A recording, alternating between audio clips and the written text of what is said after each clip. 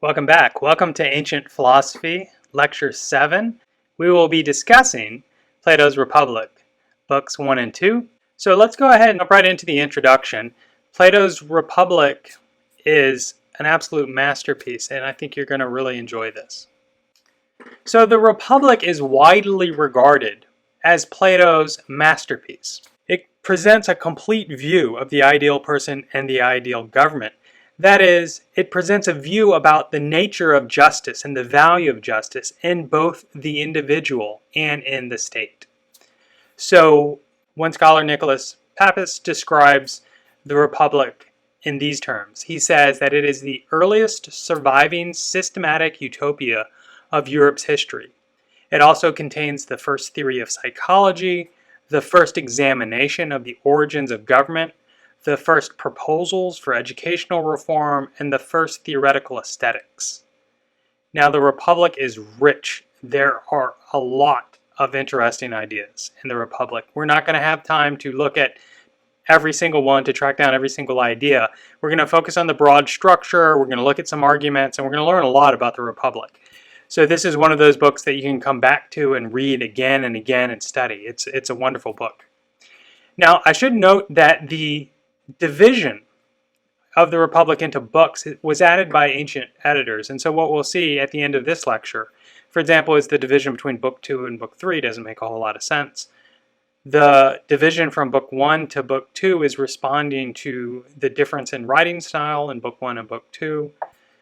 I will present a particular view about Book 1 as a preface to the Republic. Some people disagree. There are a lot of different scholarly opinions about how Book 1 fits in with the overall project of the Republic, but this is all to say you don't really need to worry about that. This is all just to say that when you're reading the Republic, don't think that when you change from, say, Book 1 to Book 2 or Book 2 to Book 3 or so on, that you should expect, you should expect Plato to, be starting a new chapter. Okay? So what we see up here is a picture. So what we see up here is a picture of a charioteer, described as reason, leading two horses, where the head of the horse is representative of emotion, and then the strength and the power of the horses is represented as desire. This fits in with what we'll learn is Plato's tripartite view of the soul. Plato thinks that the soul is composed of three separable elements: reason, emotion, and desire. And what we'll see is that justice in the individual consists in a regulation, a harmony between these different elements with reason ruling. Similarly, what we'll find is that they're corresponding to the state. There is a part that rules, a part that provides what would correspond to emotion, and a part that provides what would correspond to desire. So we'll see how all this works out. It's a really fascinating discussion. So let's go ahead and start off our study of Book 1. So Book 1 we can think of as a foreword or a preface to the Republic. It begins with the character of Socrates and traditional Socratic inquiry as we've become familiar with in our reading of the 5 dialogues. So the focus in Book 1 is the two main questions in the Republic. What is justice? And is justice profitable? And we're going to look at Book 1 in a minute, but let's go ahead and get the overall argument of the Republic. This comes from Nicholas Pappas's book. It's a guidebook, a study to the Republic, published by Routledge. It's a very good companion to read along with the Republic. So the way Pappas takes the overall argument is that what you get in Books 2, 3, and 4 is you get the first premise of Plato's argument, that both the individual and the city comprise forces potentially at odds with one another. The second premise, which we find argued in Books 5, 6, and 7, is that for both the individual and the city, justice consists in harmony among those forces. So as we explained earlier, harmony in the individual consists of reason, the emotions, and desire being in proper alignment. We'll see what this amounts to in the city. So then in Books 8 and 9, you get the idea that when both are not in harmony among those forces, when they're out of whack, the result is unhappiness. And the greater the unharmony, the greater the anarchy, the greater the misery. And so the conclusion is that justice is profitable. Premise 2 provides us an intermediate conclusion about the nature of justice. Justice is harmony. We'll think about that when we get to those books. But this is Plato's overarching vision to defend the idea that justice is harmony and justice is profitable. Book 10, which we'll get there, is an afterword on poetry and immortality. So as I said, there's a lot going on in the Republic. It is genuinely a masterpiece. And so let's begin our study of Book 1. Okay, so Book 1 we're understanding as a preface to the Republic. It begins with Cephalus's introduction. And Cephalus is an old man at this point, and the conversation really centers around, what is it like to be old? Cephalus is also very wealthy, and so the inquiry is, well, how does wealth profit one? What's going on in the introduction here is that it's gradually introducing the topics that the Republic is going to investigate. So Cephalus says that moderation and contentment lead to enjoyment in old age, but excess and striving both make youth and old age hard to bear. So the idea here is that Plato's introducing, by way of the figure of Cephalus, this idea that you want to be the kind of person that moderates their desires and learns to be content, because this is hard to bear as you grow older. Now, this is something that we will need philosophical argument for, and we will get some argument for it later on, but it's a picture of the kind of life that the Republic's going to be arguing for. Cephalus then expresses the view that wealth is useful in old age because you don't have to do things that are unjust. And then as soon as he mentions this idea about justice, Polemarchus starts off with a definition of justice, and then Socrates has some material to work with. Polemarchus advocates the idea that justice is to give a person what is due to them. And then Socrates responds. So Socrates' response here is interesting. It's interesting for what I think you'll find are some surprising weaknesses. What we'll see is that the response is tepid and it's not suitably developed. It's not, in a way, it doesn't get at the challenges that we'll see in Book 1. And I think what is going on here is that Plato is, introducing a figure that everyone in Athens who's reading this will know. They'll know about Socrates. They'll know about the Socratic method. And what they will see in Book 1 is that the Socratic method has some weaknesses to it. One particular weakness in the Socratic method, and in the way that Socrates typically argues, is that he appeals to the craft analogy. He says that justice is a craft. Now the word there for craft is techne. It's a kind of skill, a knowledge-based skill like carpentry. And Socrates is thinking that we can reason about justice by reasoning about the nature of a craft, and we'll see how this works in a bit.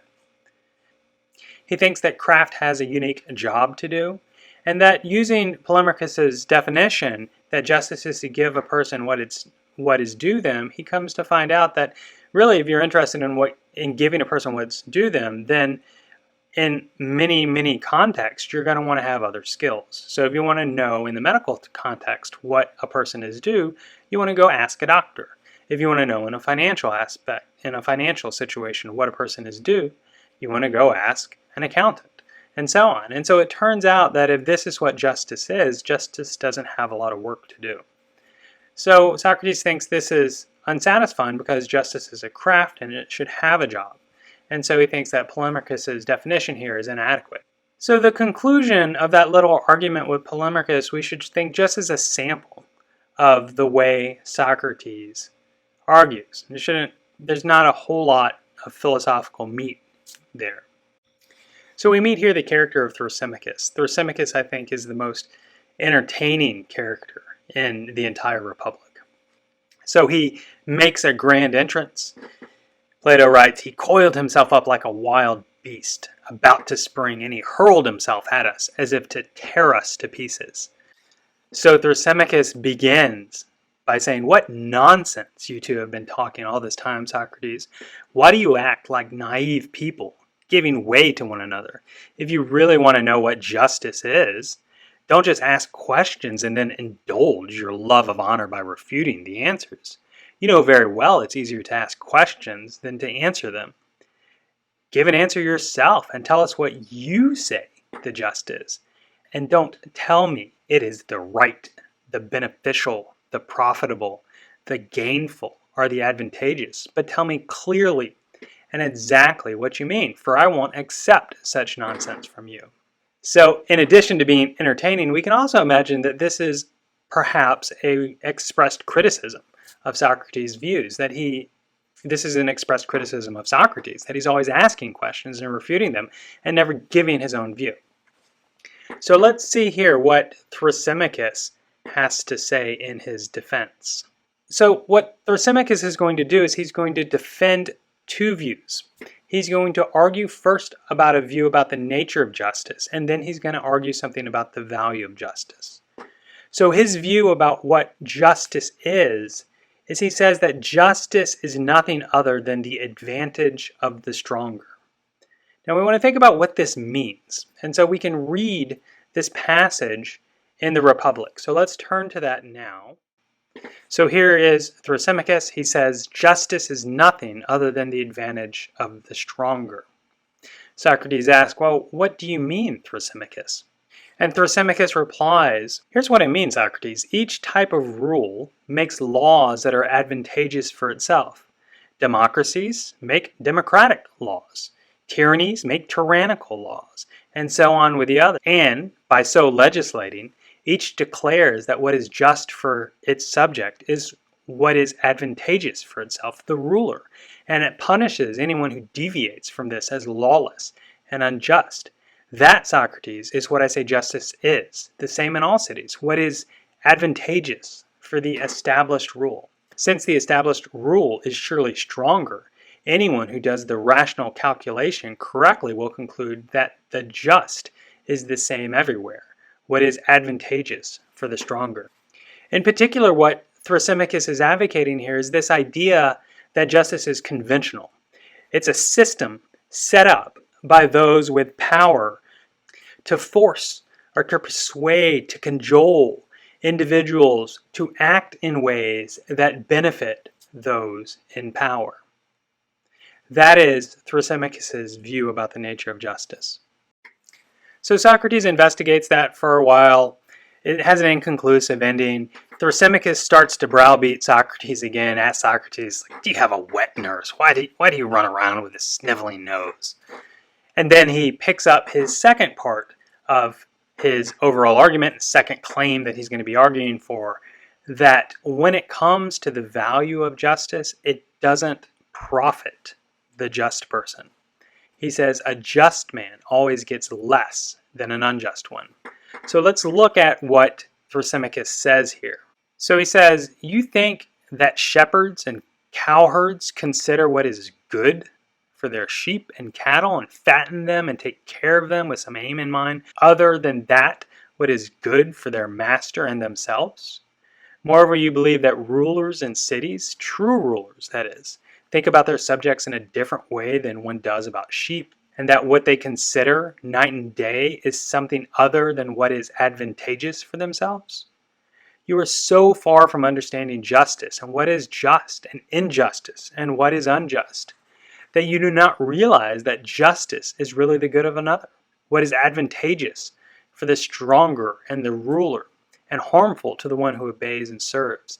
Injustice is the opposite. It rules those simple-minded, for that is what they really are, just people. And the ones it rules does what is advantageous for the other who is stronger, and they make the one they serve happy, but they do not make themselves the least bit happy. So Symmachus continues this attack on the idea that somehow or another justice benefits the just person. You must consider it as follows, Socrates, or you will be the most naive of all. A just man always gets less than does an unjust one. And then he talks about this in several cases. In contracts, the unjust person outdoes the just person. In matters relating to the city, when taxes are paid, the unjust person does better than the just person. And then when it comes to holding political office, he says the unjust person does better. The principles of justice that constrain the actions of the just person don't constrain the unjust person so they can do whatever is to their benefit. So that's how Symmachus reasons. And then we get to this crucial claim in the Republic. And I want to switch back to hopefully the translation that you're reading, which I've quoted in the slides. So let's look at this. So Symmachus says at 344a, a person of great power outdoes everyone else. So Symmachus' idea here is that as far as the value of justice goes, it doesn't benefit anyone to be just. Perfect injustice, not being constrained by convention, is the best way to live. If someone is able to amass a perfect amount of power so that they're in control of all the outlets of power, they'll be able to outdo everyone else. They'll be able to get the contracts they want. They'll be able to get the cars they want, the houses they want. They'll be able to do whatever it is that they want.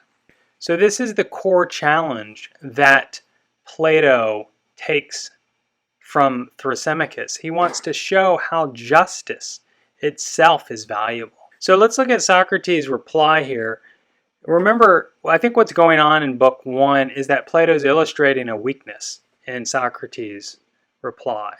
So Socrates replies with this argument. He says, justice is a craft, it's a techne. It's a kind of knowledge that has an end.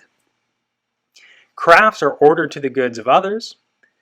And so complete justice is ordered to the goods of its subject. So the kind of thought experiment that Symmachus is engaged in, he's thinking, let's imagine someone who's completely unjust. They're going to be self-serving.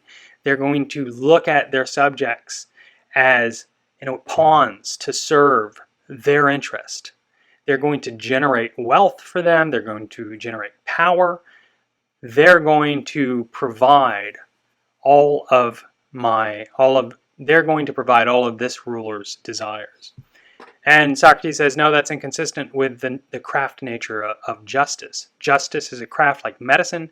A medical doctor isn't concerned about his own health. He's concerned about the health of others. Similarly, an accountant, right, isn't, insofar as he's performing his craft of being an accountant, he's concerned with others' finances. Someone who is just is concerned with their subjects and are going to act in accordance. Right, so this should strike you as a really tepid reply. Symmachus' challenge is the challenge of immoralism. Why be just? How does it help anyone, right, to be just? I want to do what I want to do, right? And if you're in my way to doing what I want to do, then Symmachus would be thinking you have to use your intelligence to try to figure out how you can get rid of this person. Insofar as you're constrained by justice, you're not going to outdo the person who isn't at all constrained by those limitations. Now, Symmachus denies premise 1. He doesn't think justice is a craft. It's certainly not a craft where that craft is ordered to other goods. Symmachus thinks that justice is a convention, that it is a human invention that is designed to serve those in power. Right? So, book 1 ends in a very unsatisfying way, because we have this really powerful figure of Symmachus, and we haven't quite answered his challenge. I mean, we haven't answered the challenge at all, right? So what Glaucon and Edemetus, which we'll see in a minute, they really want to know is, does the unjust person outdo the just person? So let's go ahead and move to book 2. So book 2 begins with the characters of Glaucon and Edemetus. They are Plato's brothers, and they pick up the argument, and they're not convinced by Socrates' reply. And what we see here is really what we see here from book 2 on is a change in the style of writing. It's less of the traditional Socratic dialectic that we've been accustomed to. It's more expansive in its vision. It engages stories and myths, more elaborate discussions. It's interesting also, Glaucon and Edemetus represent a different kind of philosophical conversation partner than Symmachus. Symmachus is someone who is unconvinced with Socrates' reply. He's convinced that immoralism is true. Glaucon and Edemetus are not convinced that immoralism is true, but they're not convinced either that it's wrong. So they represent something of a character, someone who's engaged in philosophical inquiry that's open to argument. Now, what is probably going on here is that Plato is hinting at this idea that certain kinds of individuals aren't ready for philosophical argument. A character like Symmachus, it's pointless to argue with Symmachus, to engage Symmachus in philosophical investigation over whether immoralism is true. He's already convinced. He's dyed in the wool. But Glaucon and Demotus represent characters that might be amenable to reason. So they start off by distinguishing three kinds of goods. So we can say that an intrinsic good is a good that we welcome for its own sake. It's something like joy or harmless pleasures, just the cool breeze on a nice day out on the quad. Something that we enjoy, and we don't enjoy it because it leads to something else. We enjoy it for itself. These are the intrinsic goods. There are extrinsic goods. These are things that we value, that in some sense or another we take to be good, but they're good not because we enjoy it themselves, but because of what they lead to. So the examples that are given in the text are medical treatments, physical training, and money-making enterprises. Anyone who has undergone an uncomfortable medical procedure recognizes that the procedure is good. It's good to be done. It's not something to be avoided in a way, but it's good because it helps to achieve health down the road. And then there are complete goods, things that are both intrinsically good and also good because of what they produce. So Plato gives the example of knowledge, of health, and then of vision and hearing and so on. And then Glaucon and Demotus want to know, well, okay, what kind of good is justice? Now they begin with a story about the origin of justice. So we get here Glaucon's story of the origin of justice. Now listen to what I said I was going to discuss first, what justice is like and what its origins are. People say, you see, that to do injustice is naturally good and to suffer injustice is bad. But the badness of suffering it far exceeds the goodness of doing it. Hence those who have done it and suffered injustice, and who have tasted both, the ones who lack the power to do it and avoid suffering it, decide that it is profitable to come to an agreement with each other, neither to do injustice nor to suffer it. As a result, they begin to make laws and covenants, and what the law commands they call lawful and just. That is to say, the origin and very being of justice. So Glaucon's idea here is that we can think of individuals in communities. You can think there's Athens and there's Sparta, for example.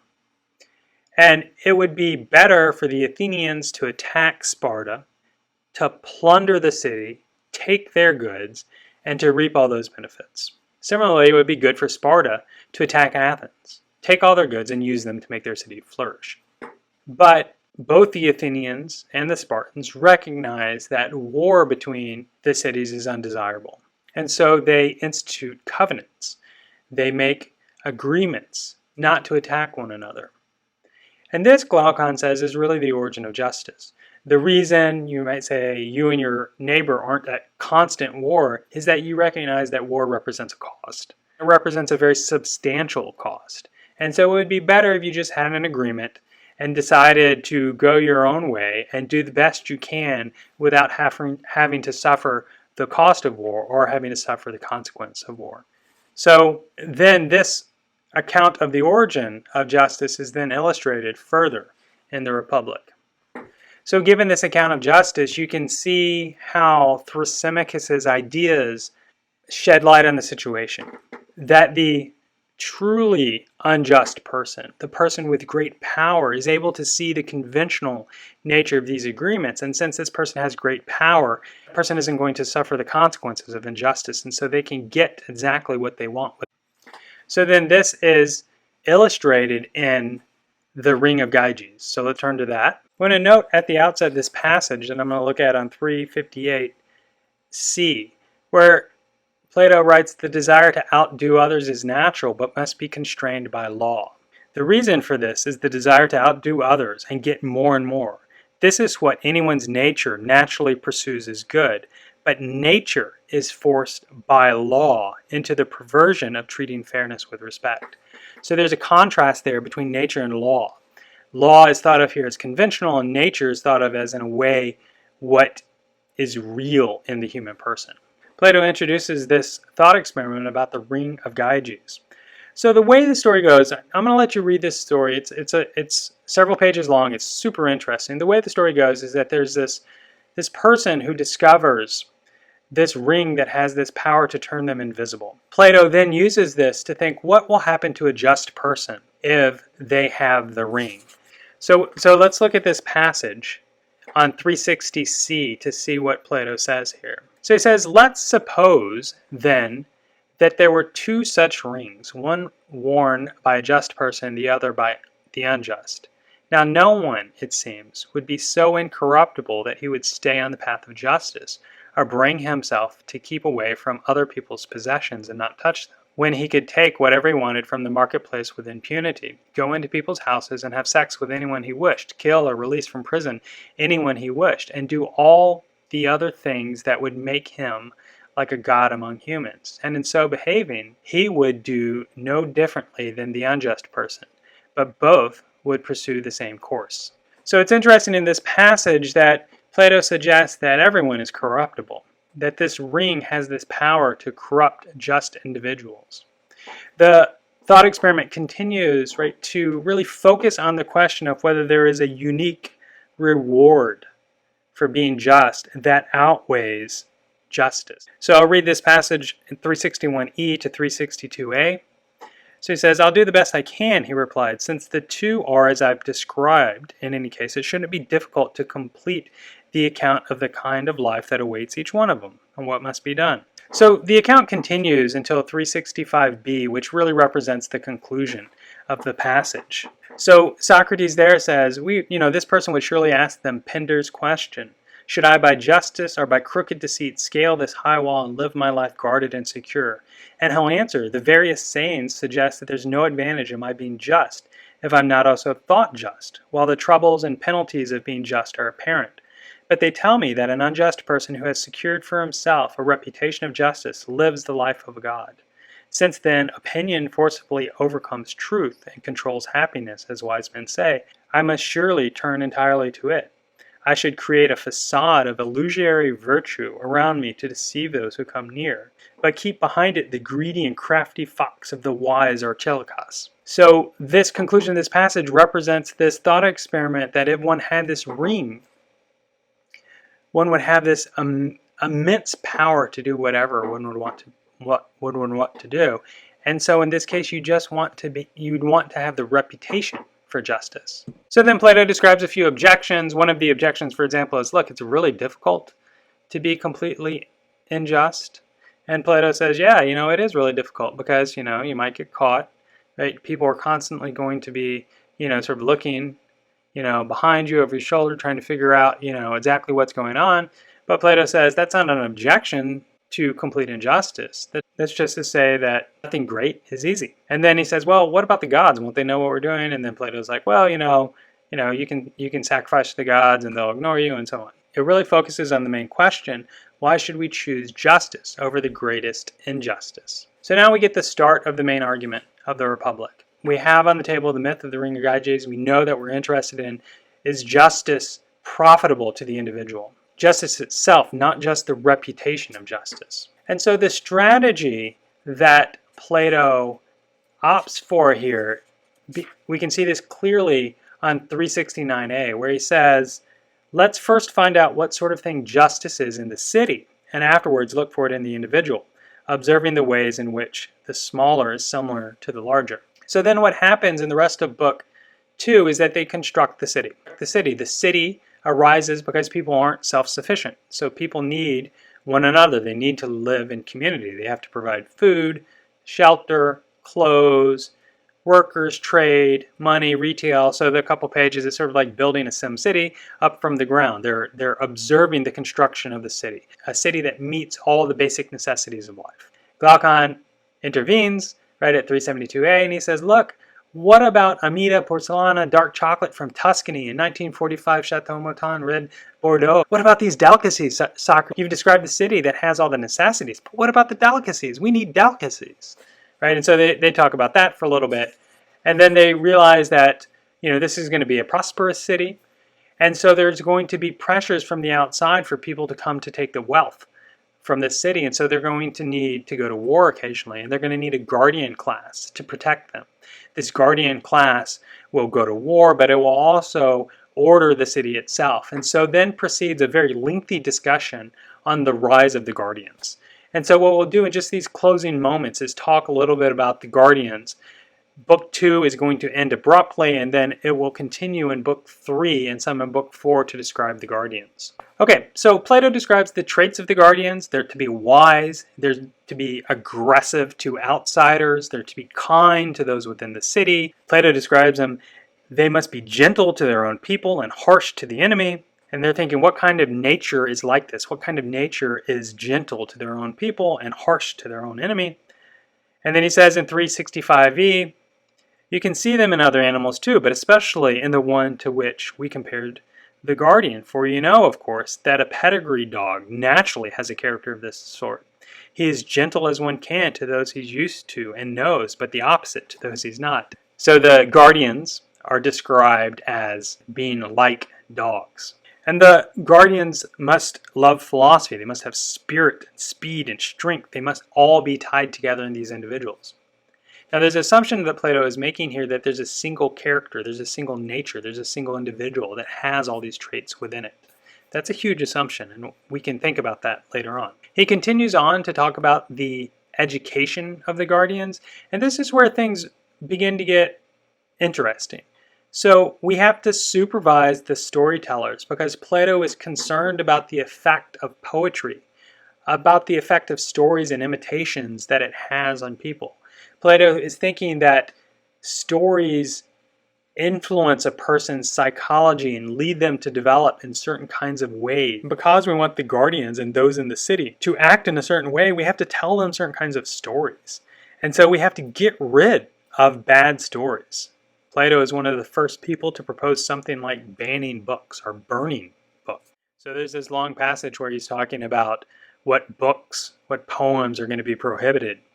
So if you look at 381e, he says, nor must mothers, believing bad stories about the gods, wandering at night in the shape of strangers from foreign lands, terrify their children with them. Such stories blaspheme the gods and at the same time make children more cowardly. Plato here is advocating state control of the arts, that the state is over going to see what kinds of stories are being told because these stories, the state has an interest in certain kinds of citizens. And as a result, the state has an interest in the education of the citizens. At the end of Book 2, the discussion that concludes around 383d, Plato has a discussion of the difference between true falsehoods and useful falsehoods. So this is something that we're going to come back to when we talk about the noble lie, but something I want you to flag and read through and see what you think. Okay, so we're going to stop here. We're going to pick up with Book 3. Book 3 is continuing the discussion on the education of the guardian, so this is a case where it's not a very good division. And then we're going to read and discuss Book 3 and Book 4. So look forward to reading your papers. If you have any questions, just send me an email. Hope you guys are having a wonderful week. Hope you're really enjoying the Republic.